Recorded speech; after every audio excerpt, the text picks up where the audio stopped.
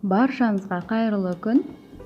Бүгін сіздермен өте ерекше ПП конфетінің рецептімен бөлісетін боламын.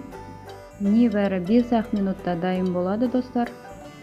Бізге қажетті құрма, сұлы, бал, сәбіз, грек жаңғағы немесе асқабақ дәні. Мен екеуінен де шамалы қалғандықтан араластырып салдым. Барлығын ет тартқыштың көмегімен араластырып аламыз. Және үстіне корица, балды қосып, араластырып, ешқандай қант қоспай-ақ осындай дәмді конфетіні жеп те арықтауға болады. Барлығын жақсылап араластырып болғаннан соң, қолымызбен алып, домалақтап шарик жасап аламыз да кокосовый стружкаға аунатып аламыз. Мінекей біздің өте дәмді болып шығатын конфетіміз және біздің шек құрылысымызды ретке келтіретін конфетіміз дайын болды. Ас болсын баршаңызға.